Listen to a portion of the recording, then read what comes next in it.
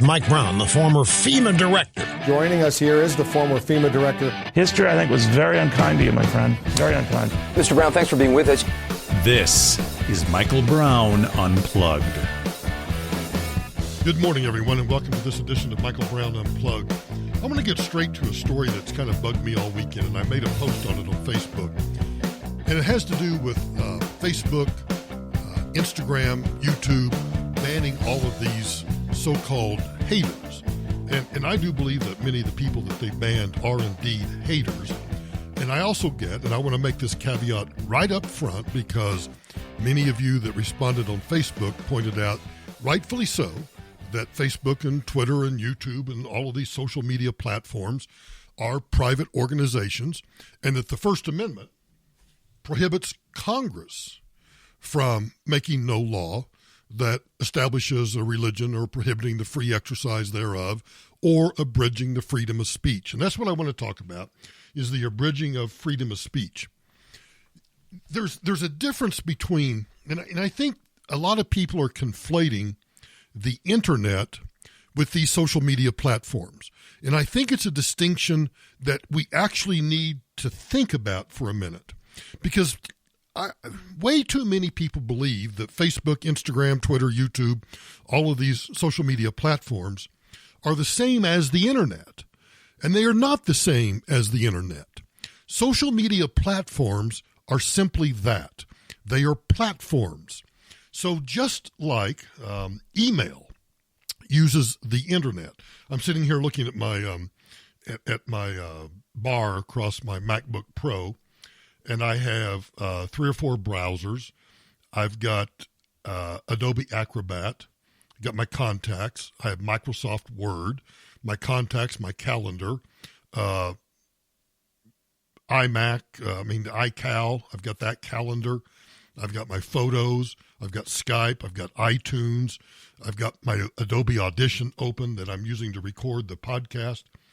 All of those different things that I just talked about are platforms. All of those platforms use the internet. Now, your internet service provider, your ISP, may be, as in the case of me, is Comcast. Comcast Communications, which is owned by, or actually owns NBC Universal. That is the internet. They are an internet service provider. The internet is this loosely aligned nodes all around the country. But somehow we have to be able to connect to those nodes so that we can get to an IP address. For example, Facebook. Facebook is not the internet. Facebook is simply a platform that uses the internet. So Facebook, I mean, if you really looked at Facebook, if you looked at the underlying URL address, Facebook is just a series of numbers, 192.168.045.25.0.0.1.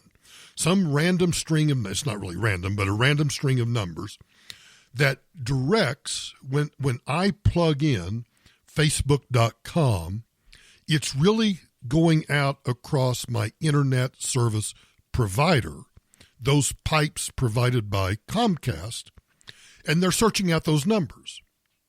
And when they find those numbers, that brings up, on the browser that I'm using, that brings up Facebook. And I think way too often we conflate the internet with Facebook, YouTube, Instagram, Twitter, and all these other platforms, these social media platforms.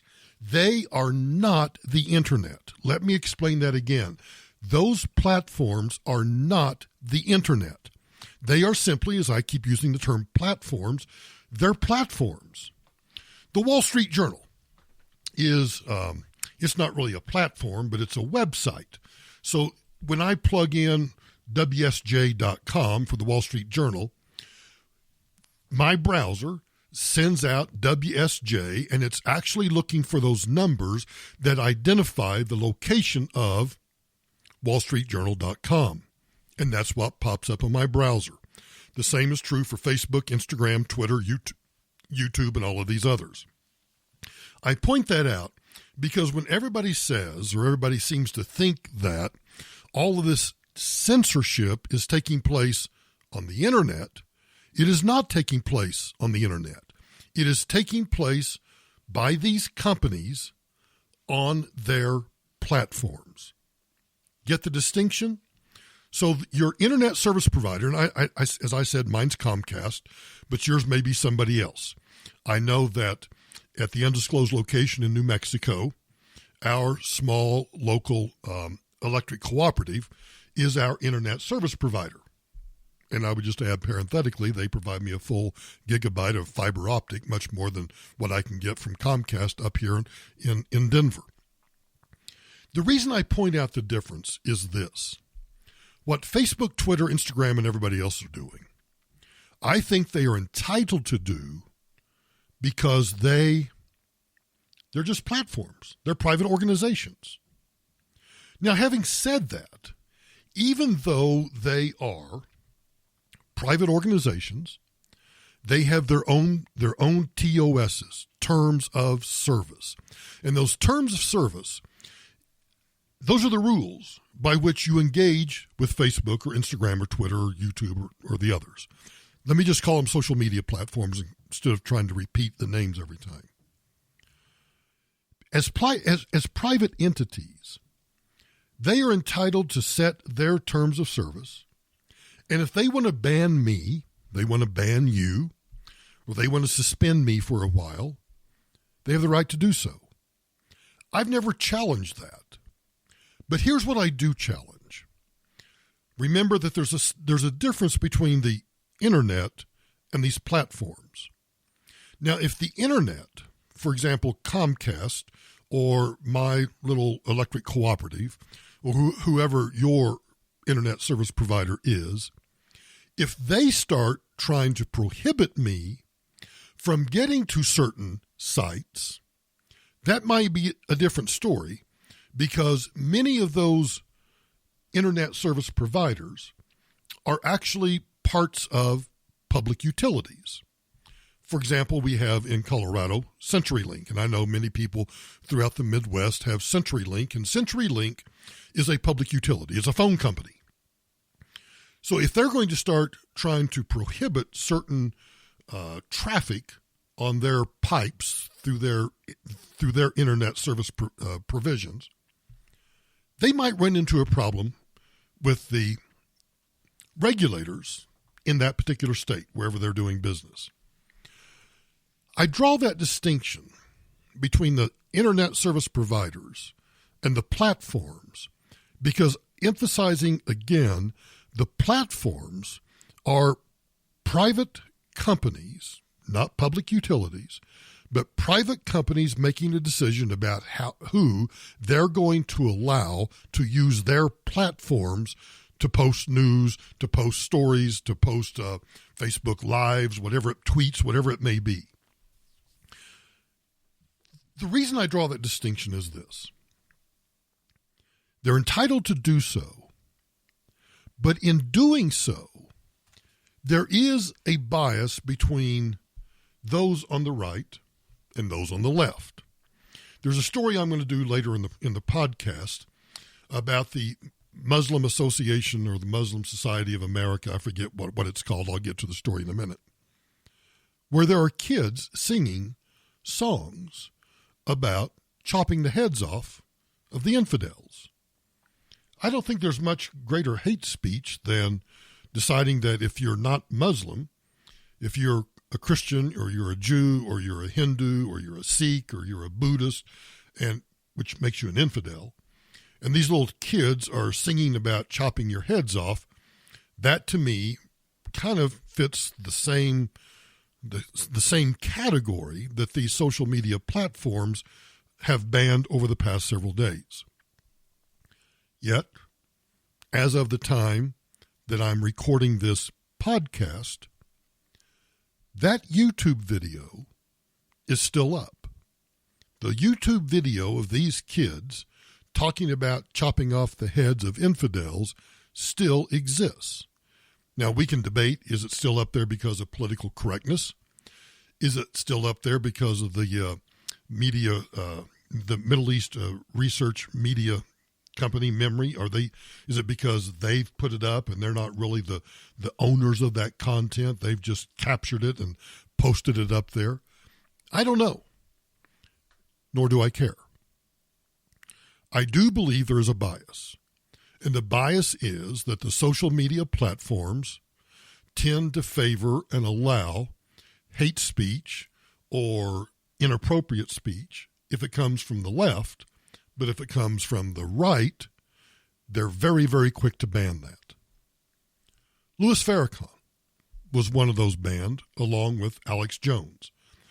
Those of you who listen to me, have listened to me for some years now, know that I am not a fan of Alex Jones, that I think Alex Jones is somewhat of a whack job, but I have never tried to shut down Alex Jones. In fact, I have used sound bites of his on the radio show, and I'll probably use it on this podcast. The same is true with the Reverend Louis Farrakhan. Reverend Farrakhan is an anti-Semite. He is a part of that group of people that I would say are left of center, progressives, liberals, Democrats, anti-Semites. Blunt them all together if you want to. That's your choice. So they take down Louis Farrakhan, but they don't take down the kids that are talking about chopping the heads of people off.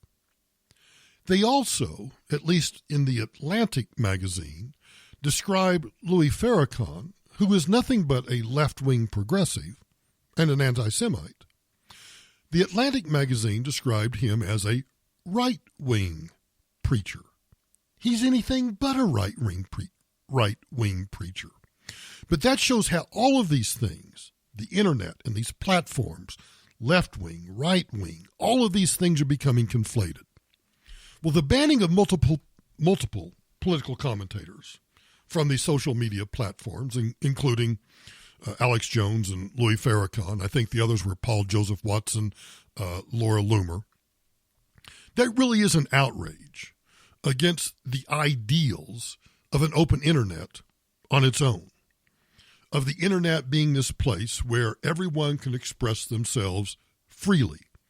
Now, again, before those of you that always want to go apoplectic about, but Michael, don't forget that Facebook and all the other platforms are private organizations. I never questioned that. And I never questioned their ability to set their own terms of service. That's not what I'm afraid of.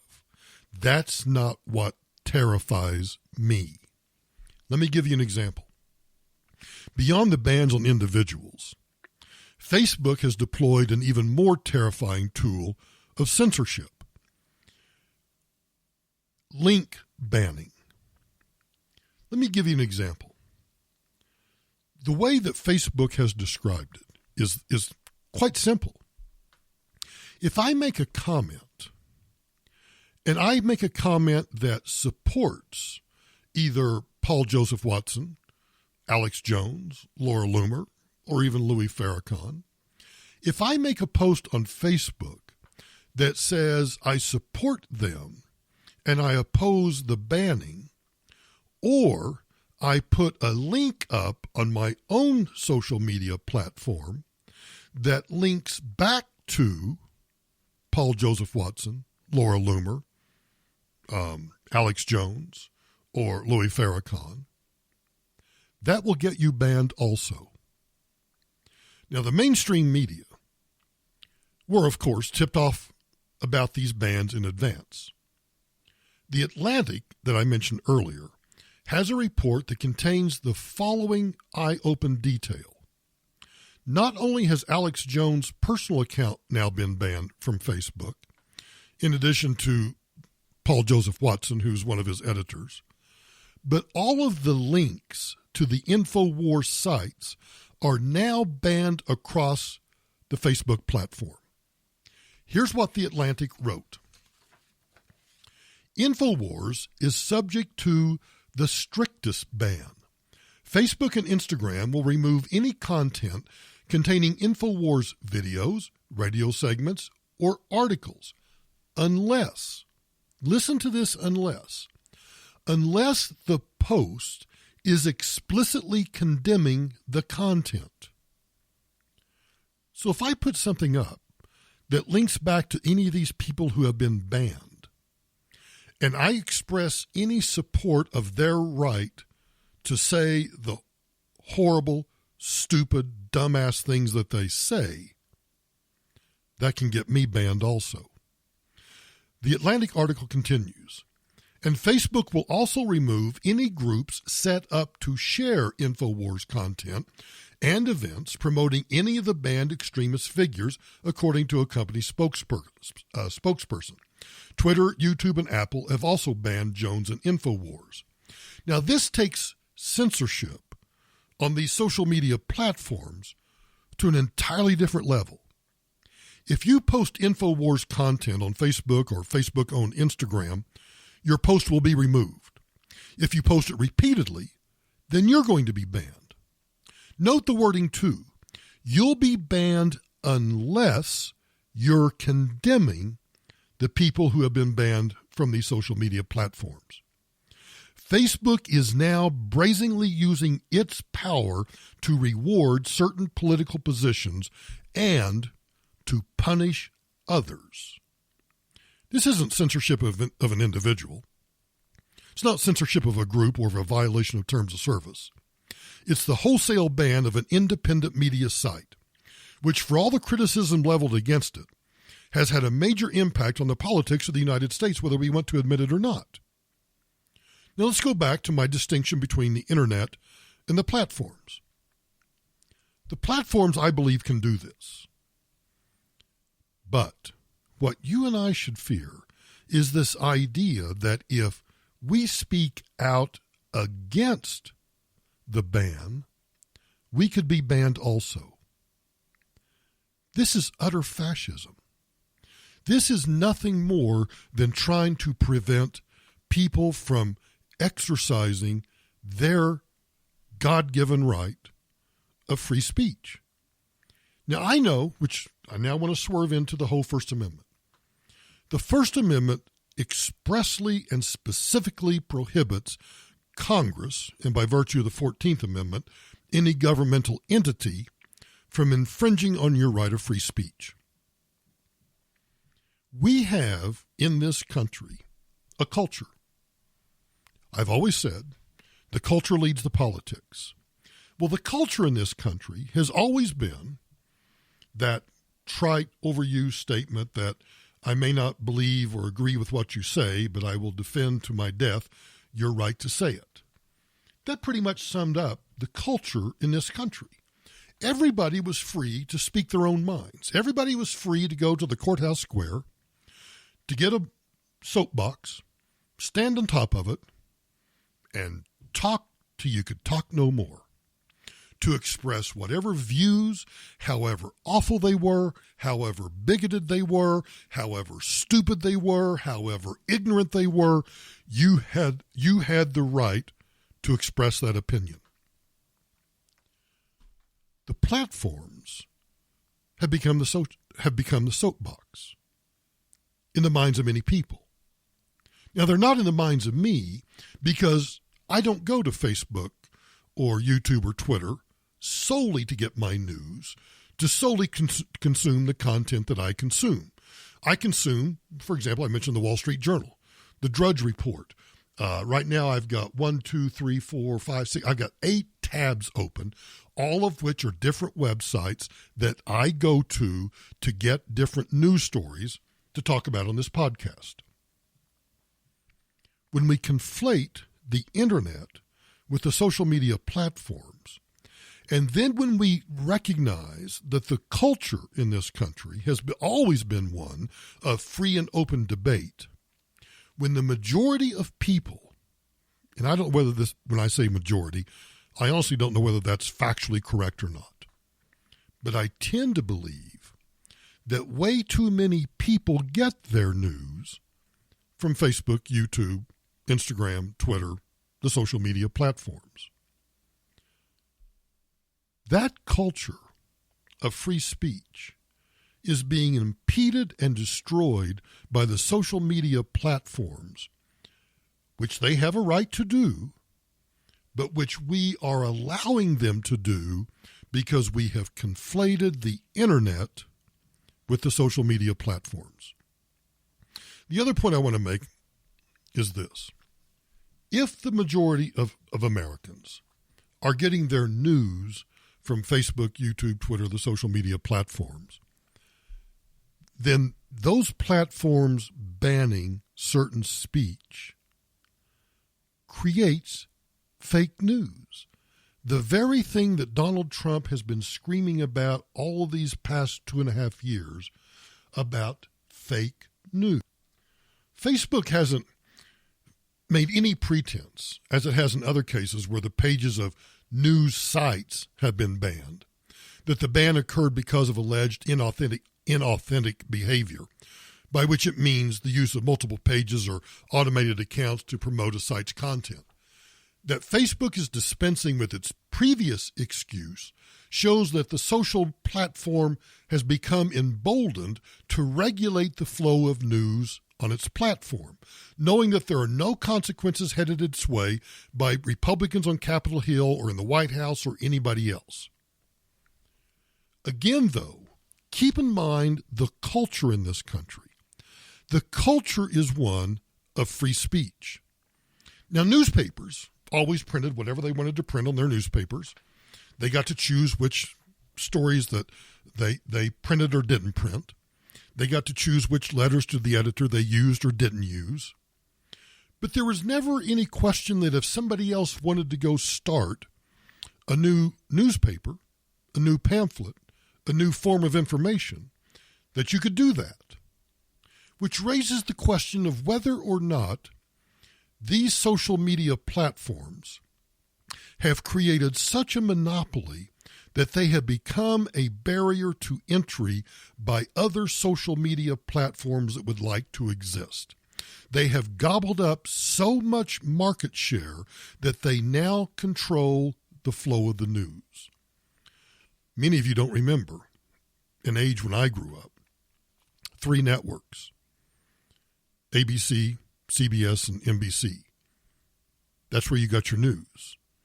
Or from your local newspaper, your hometown newspaper, or maybe the newspaper you got in your hometown, plus a newspaper that came from the state capital.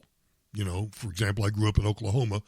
We had a little local hometown newspaper, and we had the Daily Oklahoman that came from Oklahoma City. Then you had the Tulsa World, or in Denver, over the, up until, seems like just yesterday, we were a 2 newspaper town, the Rocky Mountain News and the Denver Post. But pretty soon one of those went away, and we became just a 1 newspaper town. Well, there used to be a time when there were just these 3 networks, NBC, CBS, and ABC. Then we saw the fracturing of the networks, and now we have all of these choices of places to get news if you watch television. But if the only place that you get your news is on social media platform, they're engaged in censorship. Through algorithm changes and the prioritization of so-called authoritative sources, Facebook has now spent the last 2 years positioning itself to control the news that you see on your feed. Now it's taking control of the news that you share with your friends too. If you post a link to a disapproved website, it's going to get deleted. Post it again, you'll get banned. This is a formula not just for banning websites, commentators, or political figures, but for banning all of their supporters as well. And because their bans nearly exclusively target those right of center, potentially thousands of Republicans and Trump supporters are not going to be able to use Facebook to encourage their friends to vote on Election Day come 2020. That will be a massive advantage for the Democrats on one of the Internet's most politically influential platforms.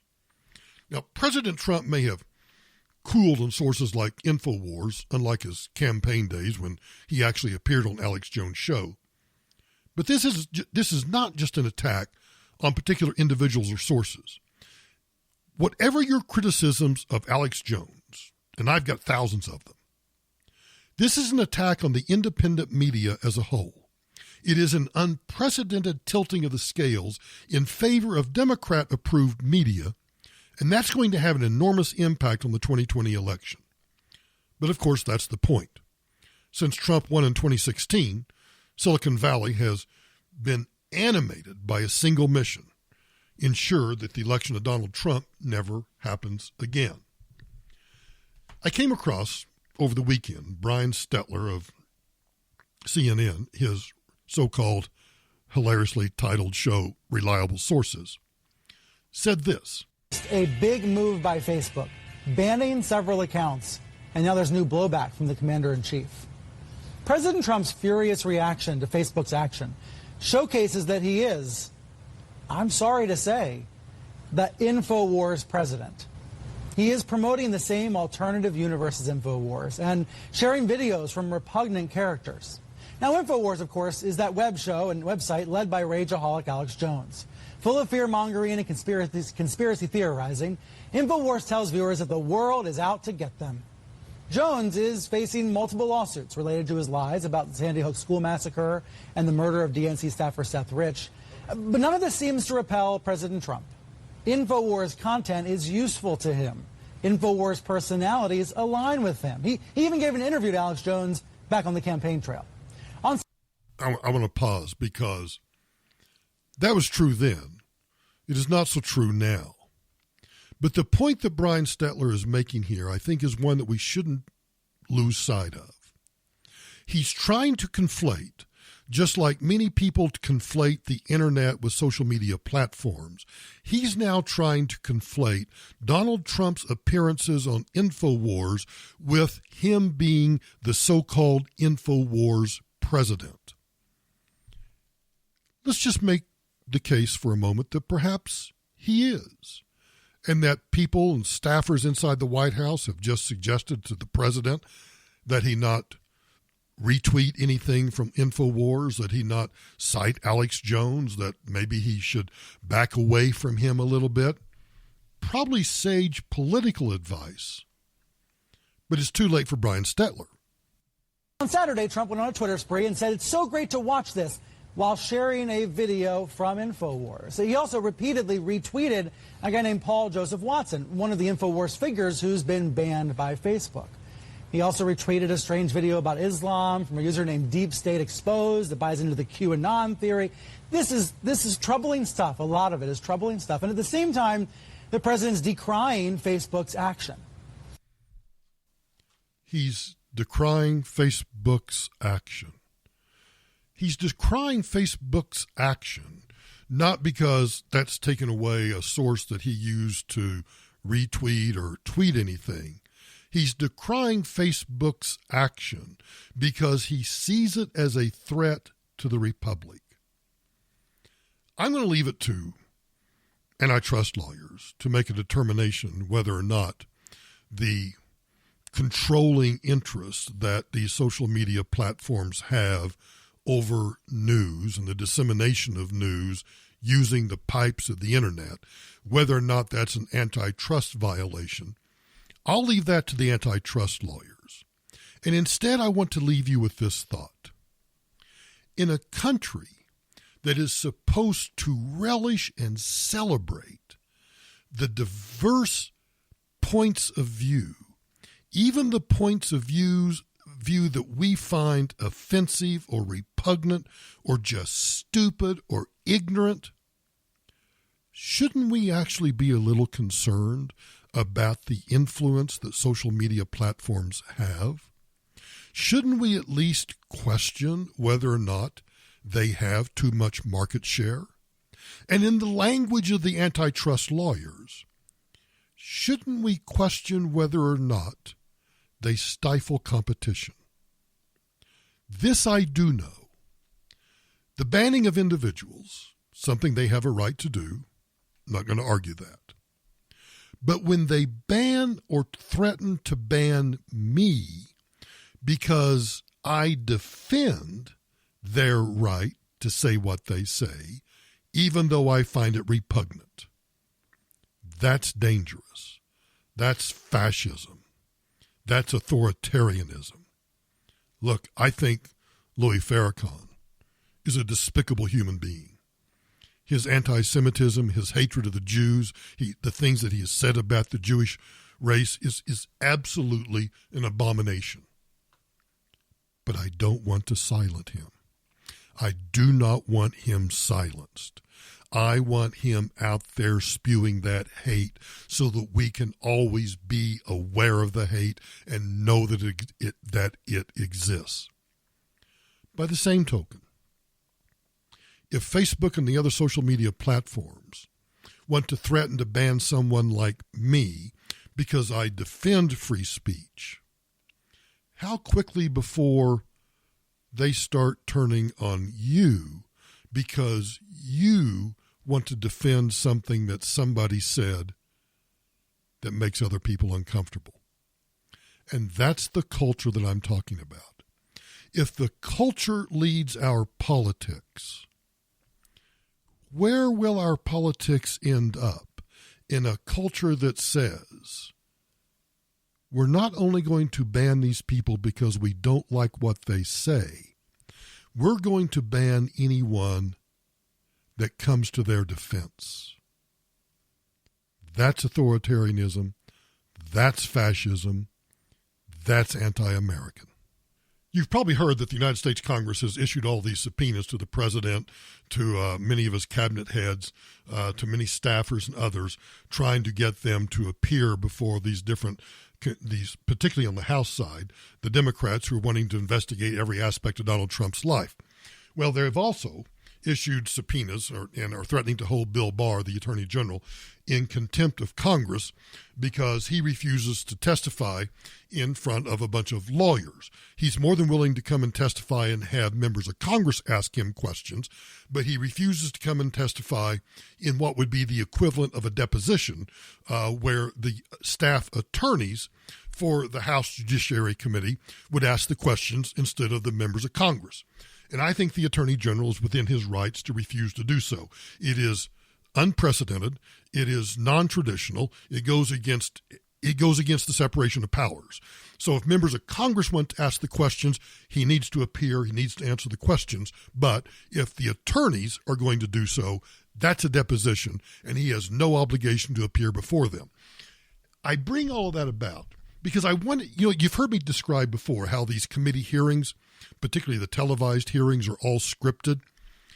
I found a clip of a non-televised portion of the House Judiciary Committee, headed by Jerry Nadler, a Democrat from New York, in which they are talking about whether or not they are going to issue subpoenas.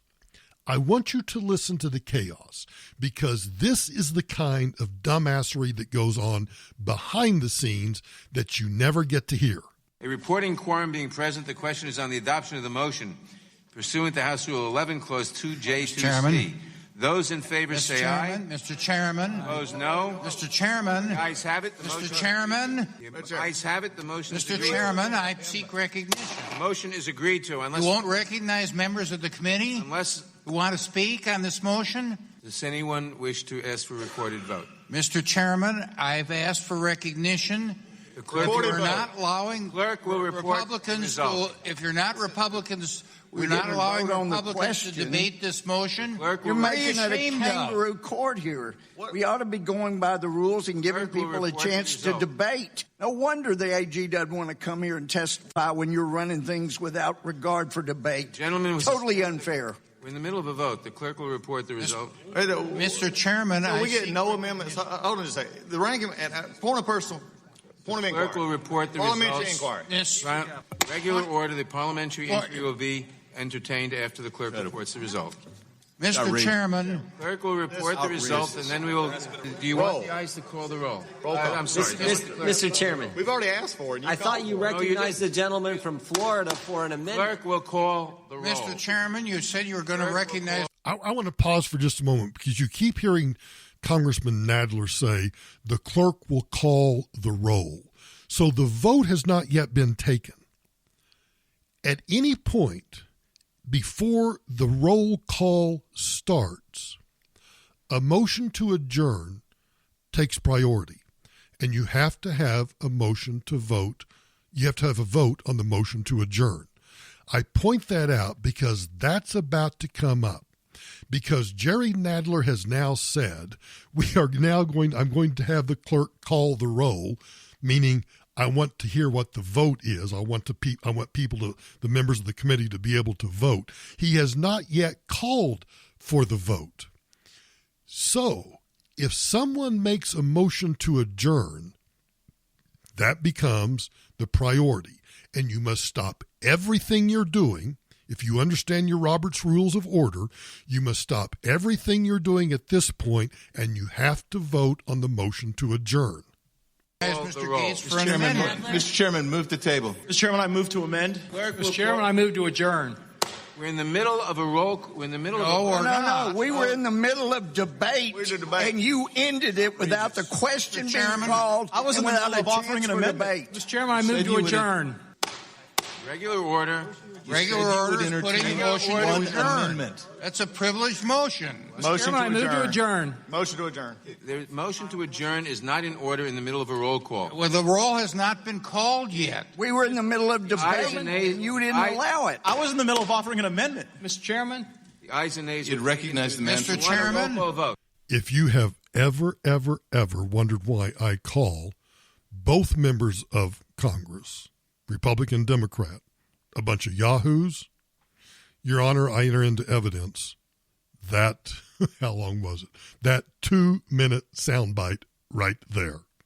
I wanted to play that for you because I wanted you to understand the absolute insanity that's going on right now.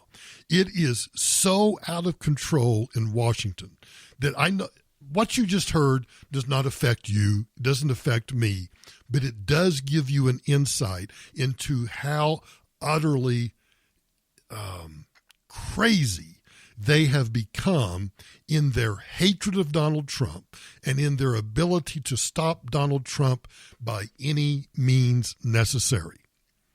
The motion to adjourn? Yeah, that's a priority motion. The roll call hasn't started.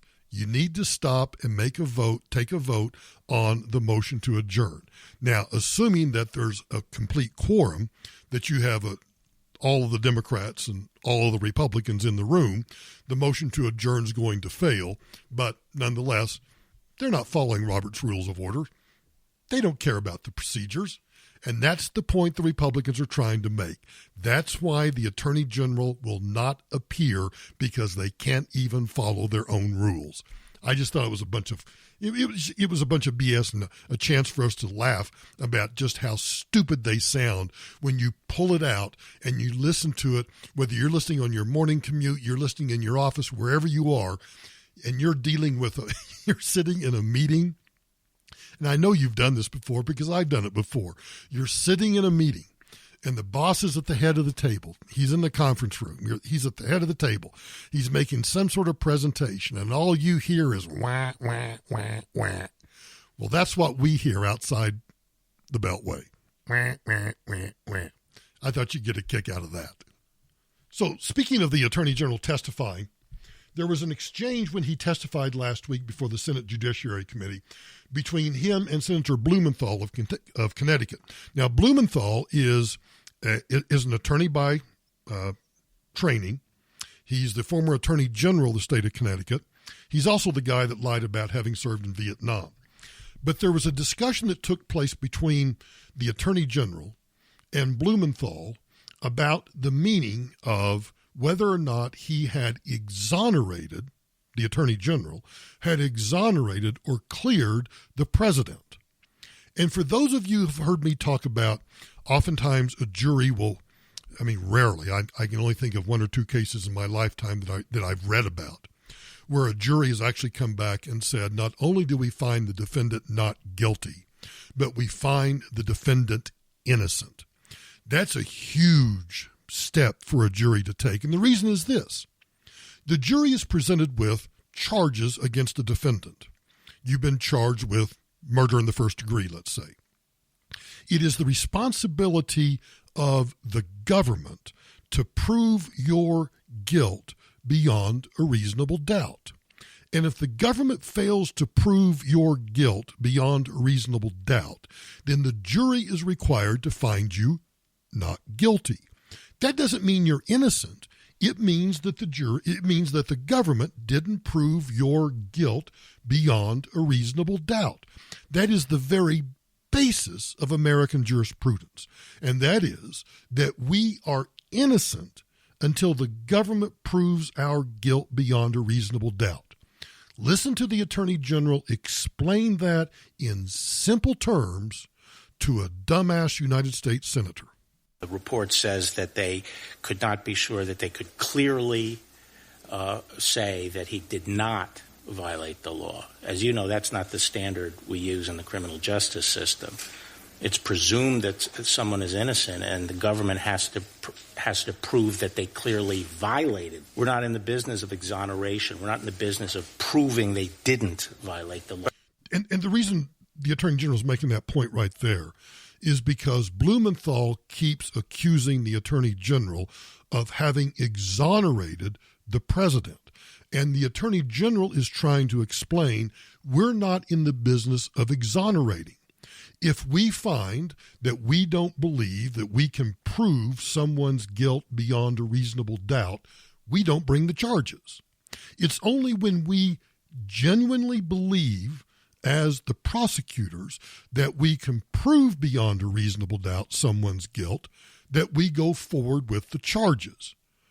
I was going to make a joke and say every first-year law student understands that. I actually think most Americans understand that. The Attorney General did not exonerate the president. The reason he did not exonerate the president is because there was never a trial in which the president was found not guilty. Instead, the special counsel, Bob Mueller, presented a report that said, we cannot conclusively prove, one way or the other, that there was any sort of obstruction of justice. But I found that whole passage very exonerated him in your press conference and in your 4-page summary. How did that start? I didn't hear the beginning of the question. You, in effect, exonerated or cleared the president. No. I didn't exonerate. I said that we did not believe that there was sufficient evidence to establish an obstruction offense, which is the job of the Justice Department. And the job of the Justice Department is now over. That determines whether or not there's a crime. The report is now in the hands of the American people. Everyone can decide for themselves. There's an election in 18 months. That's a very democratic process. But we're out of it. We have to stop using the criminal justice process as a political weapon. We have to stop using the criminal justice process as a political weapon. The Attorney General could not be more correct in that point. Listen again. We have to stop using the criminal justice process as a political weapon. My time has expired. I apologize, Mr. Chairman, but I would just say that the 4-page letter and the press conference that you did left the clear impression, and it's been repeated again and again, that you cleared the president. The Attorney General didn't do anything. The special counsel found there was no collusion, and the special counsel found that he could not prove obstruction of justice. End of story. If there is a complaint made to local law enforcement about a crime, I don't care, pick any crime you want, doesn't make any difference. That report to local law enforcement, they come out, they investigate, detectives come out, they compile the evidence, they put the reports together, they submit all of the evidence, all of the reports to the district attorney. The district attorney looks at it, and the district attorney makes a decision either to move forward with the prosecution, and if they make the decision to move forward with the prosecution, then they have to prove to a jury or a judge beyond a reasonable doubt that the crime was committed and that the person charged with the crime committed that crime before that person can be convicted of the crime. On the other hand, once law enforcement, the detectives, everybody put all of the reports, all of their evidence together. They submit that to the prosecution, to the prosecutors. And the prosecutors look at it and they say, there's not enough evidence here for us to reach a conclusion. So they closed the file. If that prosecutor then goes out and says that we have found insufficient evidence to charge, and let's just say it's me, we have found insufficient evidence to charge Michael Brown with X crime, whatever that crime was, it's not exonerating me. It's just saying that under our system of justice, they didn't find sufficient evidence to pursue criminal charges.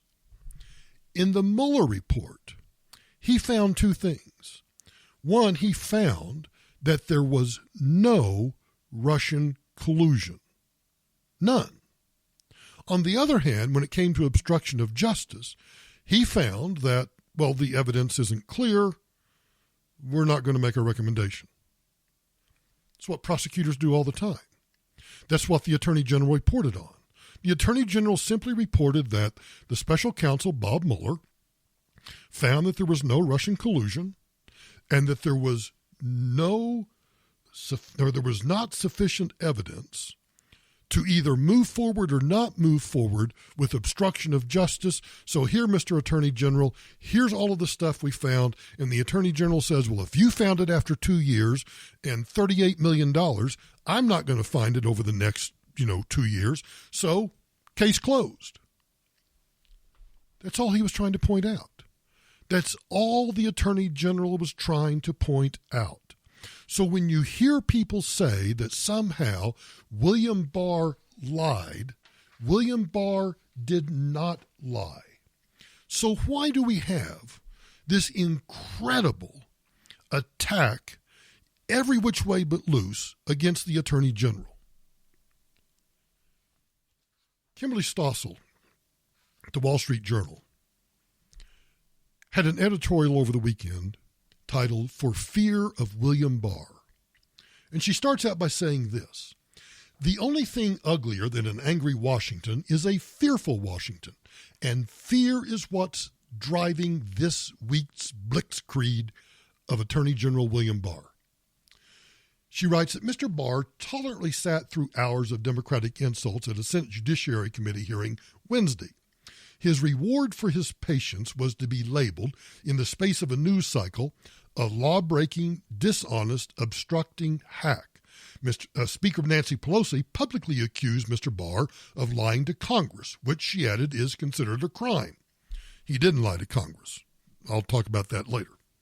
House Judiciary Committee Chairman Jerry Nadler said that he will move to hold Mr. Barr in contempt unless the Attorney General acquiesces to the unprecedented demand that he submit to cross-examination by committee staff attorneys.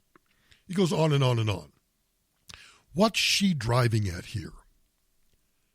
These attacks, she says, are not about Special Counsel Bob Mueller. The attacks are not about his report. The attacks are not even about the surreal debate over Mr. Barr's first letter that just simply described the report. The problem is this: the Attorney General of the United States delivered the transparency that the Democrats were demanding. He quickly released a lightly redacted report which portrayed the president in a negative light. So what do the Democrats have to object to? Democrats foolishly invested, she says, 2 years of political capital in the idea that Mr. Mueller would prove President Trump had colluded with Russia, and Mr. Mueller left them empty-handed. Some of this is personal, she says. Democrats resent that Mr. Barr won't cower or apologize for simply doing his job. Some is bitterness, she says, because Mr. Barr is actually performing like a real attorney general, making the call against obstruction of justice charges rather than sitting back and letting the Democrats have their fun with Mr. Mueller's obstruction innuendo. And then she hits her stride in this paragraph. But most of it is because of fear. Mr. Barr made real news in that Senate hearing, and while the press didn't notice, the Democrats did. The Attorney General said that he had already assigned people at the Justice Department to assist his investigation of the origins of the Trump-Russia probe. He said his review would be far-reaching, that he was obtaining details from congressional investigations, from the ongoing probe by the department's Inspector General, Michael Horowitz, and even from Mr. Mueller's work itself. Mr. Barr said the investigation would not focus only on the fall 2016 justifications for secret surveillance warrants against the Trump team members, but would actually go back months earlier. The Attorney General said he'd focus on the infamous dossier concocted by opposition research firm Fusion GPS and that former British spy Christopher Steele, on which, she says, the FBI relied so heavily in its probe. The Attorney General acknowledged his concern that the dossier itself could be Russian disinformation, a possibility he described as not entirely speculative. He also revealed that the department has, quote, multiple criminal leak investigations underway into the disclosure of classified details about the Trump-Russia investigation. So don't underestimate how many powerful people in Washington have something to lose from the fact that there's a real attorney general actually conducting an investigation. How and why did we get the FISA warrants? How and why did the FBI rely upon this dossier that everybody admits is fabricated? How and why did these documents get leaked? Who did the leaking? The Attorney General is out to find the truth, and that's what the Democrats fear. So speaking of fear, let's get a couple of taxpayer relief shots in. This one comes to us from Seattle. You can hear the fear in that homeowner's voice. It was before 3 o'clock in the morning. He heard a window breaking, he said. He heard footsteps. He went and called 911. He grabbed his gun, and then he hid. Can you imagine? 3 o'clock in the morning. You hear glass break. You hear the door break. You hear all of these noises. You know that someone's coming into your house. You grab your gun. You grab your phone. You go hide in a closet, and you dial 911. Isn't that what most of us would do? What would you do, though, if you didn't have a gun? 911, what are you reporting? Yeah, my house is getting robbed right now.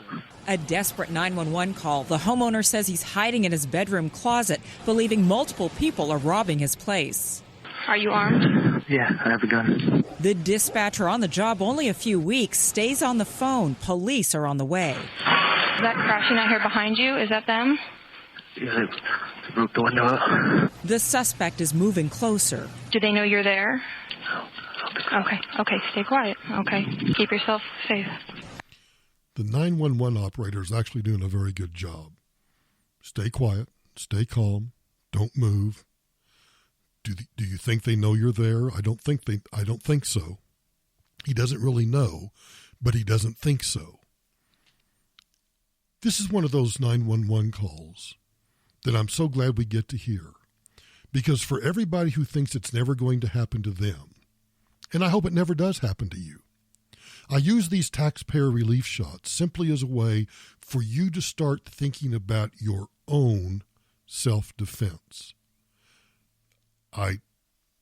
Whether it's with a gun, whether it's with a baseball bat, a 9-iron, I don't care.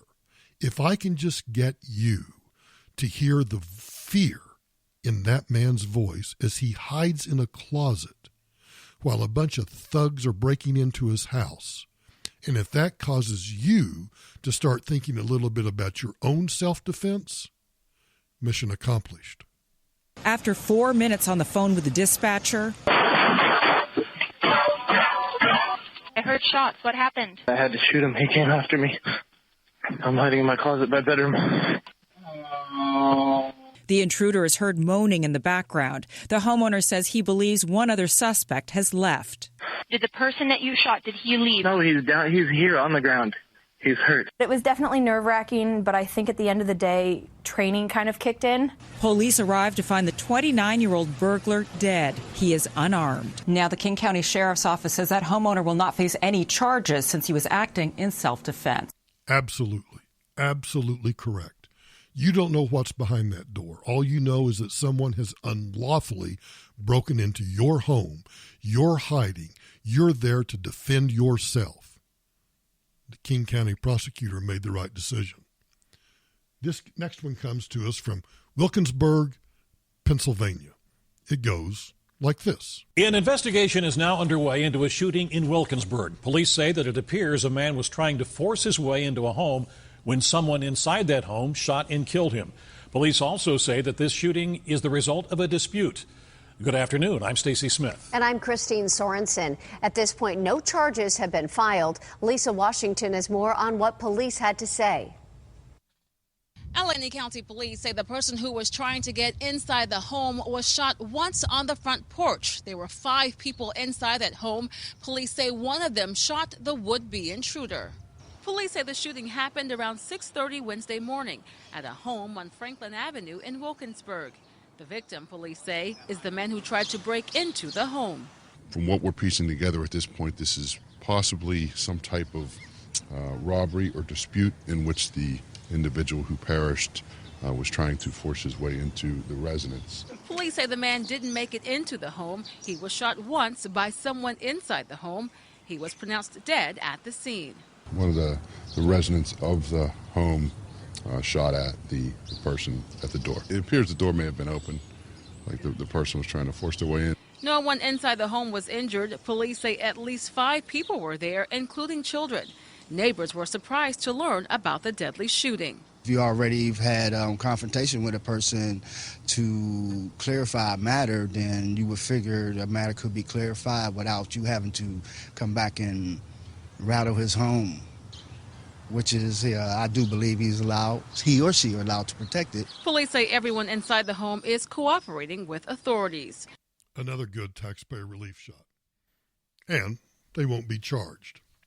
I mentioned earlier in the podcast about these children in Philadelphia that are singing in a pledge to kill for Allah. You know, the immigration floodgates are open so wide that I don't think we any longer understand exactly what is gushing into the United States, that is gushing in, and as those immigration movements flood into the United States, just like floodwaters, it displaces our population and it displaces American culture. There's a video from an Islamic center in Philadelphia that indicates that the America of the near future could actually be a very different place. The Muslim American Society Islamic Center in Philadelphia posted the video to its Facebook page celebrating Ummah Day, in which young children wearing Palestinian scarves sang and read poetry about killing for Allah. Now, I don't know, maybe there's nobody that speaks Arabic in Facebook headquarters. But it seems to me, going back to the first story of the podcast, that if you're singing about killing for Allah, that's the kind of video that you wouldn't want on your Facebook social media platform. We will chop off their heads, recites a schoolgirl. The Middle East Media Research Institute, MEMRI, discovered the video. If you don't know anything about the Middle East Media Research Institute, you really should get to know them. They scour every possible source of news and information out of the Middle East and other places, clearly in the United States too, and throughout Europe. And when they find stories like this, they publish it. Now, I happen to know many of the people that work for the Middle East Media Research Institute. And I will tell you that they have translators, they have editors, they have people that take this raw footage and produce it into these videos all over the world. And they're all in hiding. They're all in hiding because they're publishing the truth. These individuals these are not isolated incidents. They are happening in major centers of the country, including in Pennsylvania, the Middle East Media Research Institute said in a statement. What's this called again? The Muslim American Society has 42 chapters in the United States. Now, I don't know. I guess we're expected to believe that immigrants are going to transform themselves into Americans once they enter the United States, while simultaneously enriching the multicultural tapestry with their colorful ethnic ways.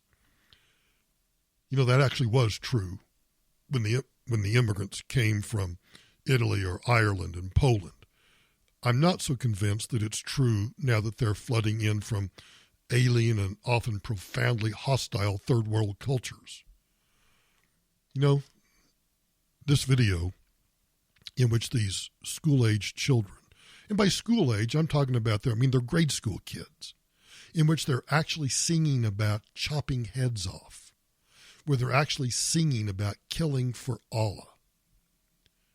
And we just turn a blind eye, like either we don't care or we don't want to believe that it actually exists.